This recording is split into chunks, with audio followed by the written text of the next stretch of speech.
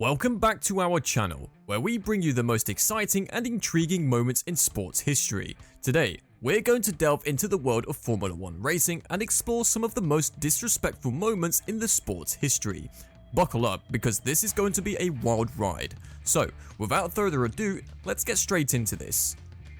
According to F1 fanatics Keith Colin Chapman devised an ingenious way for his Lotus cars to compete with turbo-powered rivals in 1982. He installed large water tanks in his cars, ostensibly to cool the brakes, which could be emptied during the race and then refilled at the end.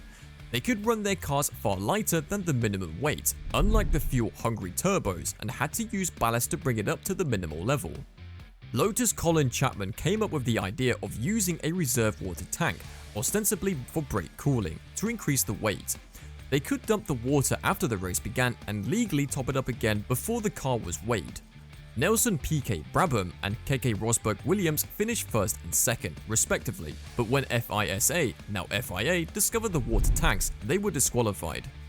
This meant that the cars had to meet the minimum weight requirements both before and after the race, but they could run much lighter during the race. Williams and Brabham followed suit, but their drivers were disqualified from the second race in Brazil. This caused a political uproar because the cars had followed the rules to the letter, but not the spirit. In addition, John Watson's McLaren, which was promoted to second after the disqualifications, was similarly illegal and went unpunished. Not for the first time, there were murmurs about FISA President Jean-Marie Balestre and new Brazilian GP winner Alain Prost sharing the same nationality. The British teams boycotted the San Marino Grand Prix, but nothing changed. By the end of the year, most of them had already planned to obtain turbo engines. In response to the disqualifications, Williams, Brabham, Lotus and McLaren boycotted the San Marino Grand Prix, but they were not overturned. By the early 1980s, South Africa was under enormous pressure to end its apartheid policy of racial segregation. According to the Mail and Guardian, most sports had sanctioned South African teams and athletes for many years prior. The country was expelled from FIFA in 1961 and the International Olympic Committee in 1970. However, until 1985, F1 held an annual race at the Kyalami circuit near Johannesburg. In protest, the French teams Ligier and Renault boycotted the race that year. Meanwhile, according to CNN's Ed Foster, Marlboro has removed its logo from McLaren's vehicles. Finally, the pressure became too much for F1, and the sport did not return to South Africa until 1992, following the end of apartheid. However, the stain of being one of the last sports to oppose the racial policy officially remains. Except for Tyrrell, almost all the teams used turbos 2 years later. To get around the minimum weight rules, team boss Ken Tyrrell attempted an inelegant variant of the water tank trick, this time using a lead shot. However, when he was discovered, he was subjected to a slew of absurd accusations, including allegations that he had been using illegal fuel mixtures. The Tyrrell team was disqualified from the championship, depriving Martin Brundle of a hard-fought second-place finish in Detroit. The squabble to end all squabbles. Alain Prost publicly stated in 1989 that he was tired of teammate Ayrton Senna's intimidating tactics on the track.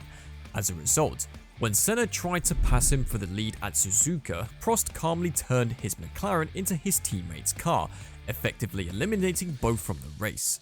Senna, enraged, returned to the circuit via an escape road, repaired his car, passed new leader Alessandro Nannini, and won the race, only to be disqualified. Prost was the winner. Senna, enraged, thought he saw Balestre's hand at work and vowed vengeance.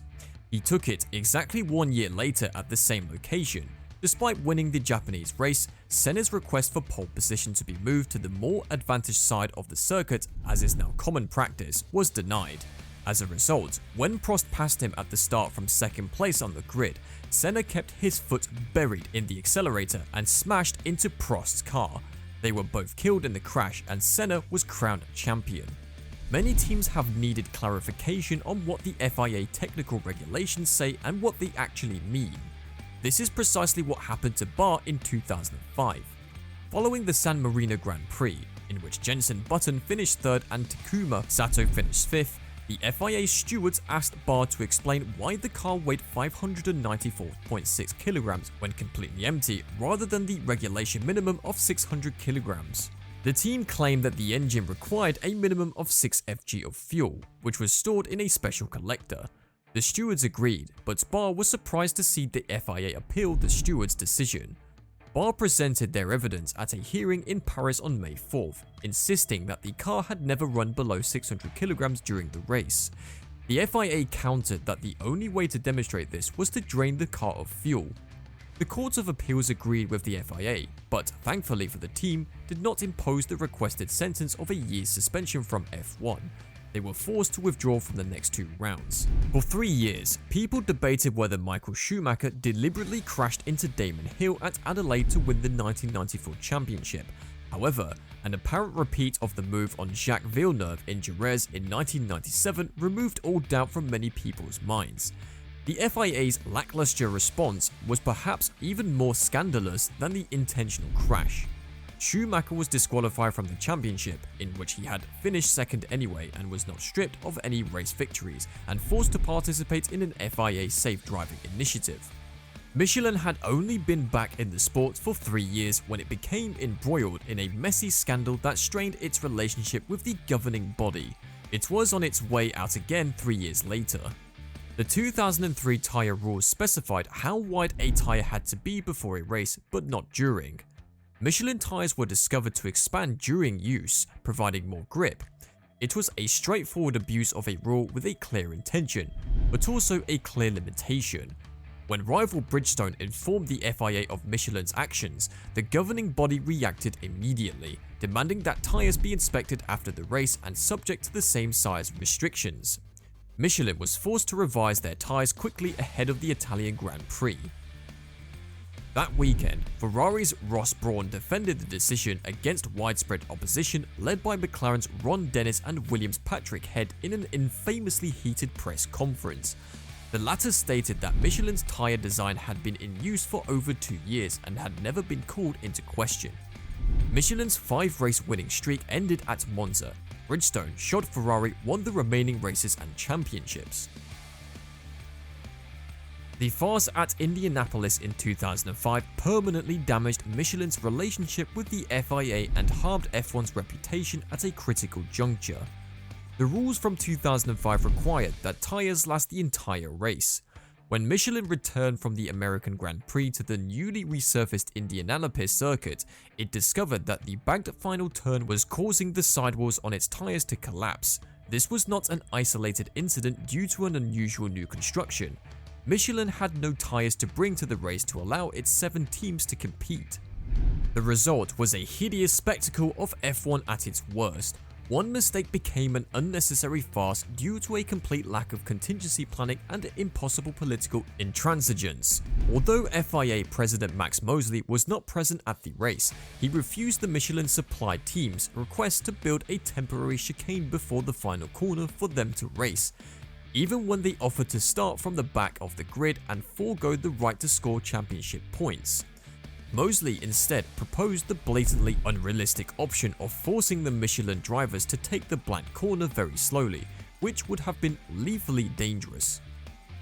When all but 6 Bridgestone-shod cars began the race, there was a frenzy of finger-pointing. None of this changed the fact that F1 had missed out on a dismal non-event in the heart of American racing, at the same venue where Ferrari's fixed finish 3 years earlier had caused great resentment. That year, the other scandal in Jerez was McLaren's staged managed finish, which allowed Mika Häkkinen to win. Not only was teammate David Coulthard asked to move, but so was Williams' Jacques Villeneuve, giving the appearance of collusion. It got worse at the start of the following season when Coulthard again let Häkkinen pass to honor a pre-race agreement. After that, McLaren boss Ron Dennis found it difficult to refute accusations that he was overly sympathetic to Häkkinen. Thanks for watching. If you liked this video, give it a thumbs up and we'll see you guys later.